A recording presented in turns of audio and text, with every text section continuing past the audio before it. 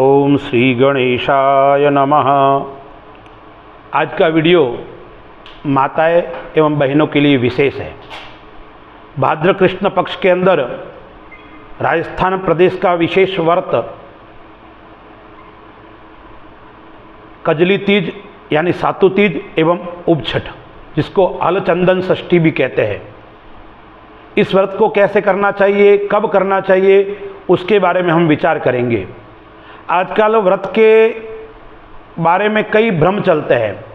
सूर्योदयवापिनी तिथि लेनी चाहिए या क्या करना चाहिए, इसका शास्त्रों में बताया गया है। जैसा व्रत चंद्र संबंधित व्रत है, सूर्य से संबंधित व्रत है, या दिन का व्रत है या रात्रि का व्रत है, उस समय जो तिथि होती है वो तिथि मान्य होती है।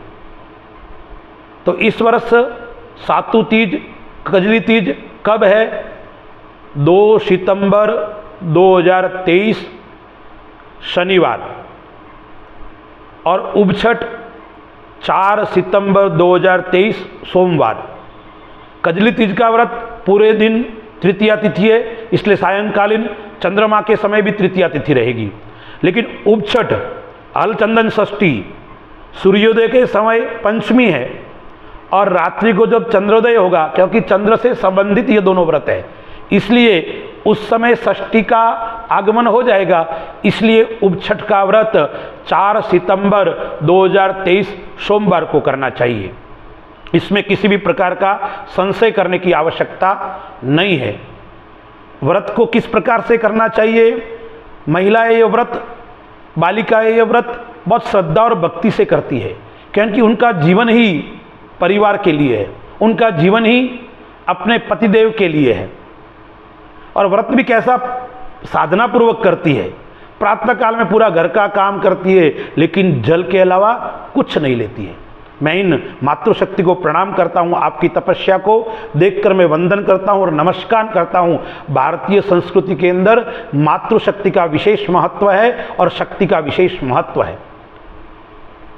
तो तीज का व्रत और उपछठ का व्रत, तीज के दिन आप दिन भर निराहार रहकर सायंकालीन चंद्रमा का पूजन करते हैं। उपछठ के दिन जब सूर्य अस्त होता है, यानी 6:51 पे सूर्य अस्त होता है, तब आपको खड़ा रहना है, और रात्रि को 9:53 पर चंद्रमा उदय होगा, तब आपको उपछठ का व्रत खोलना है।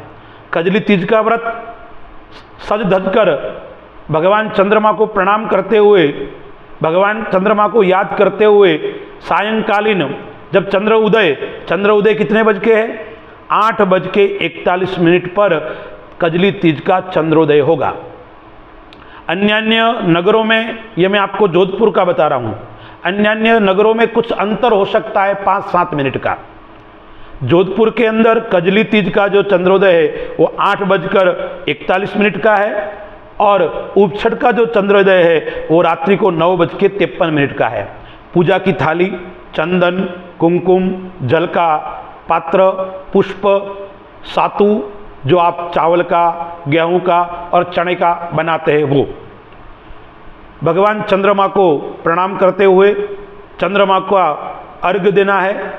और अर्घ्य के समय कौन सा मंत्र बोलना है? ओम चंद्रमसे नमः, ऐसे 7 बार बोलिए। ओम चंद्रमसे नमः।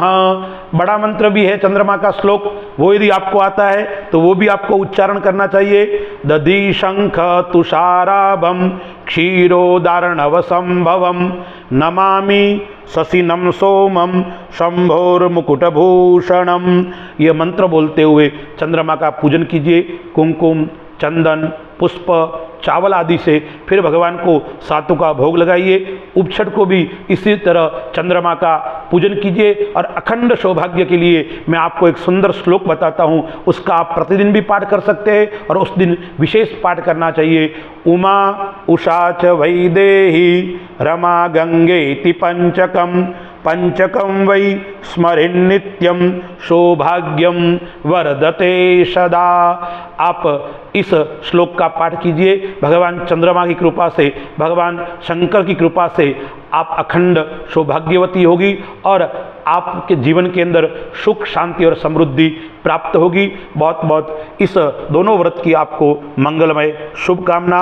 अस्तु। जय माता जी।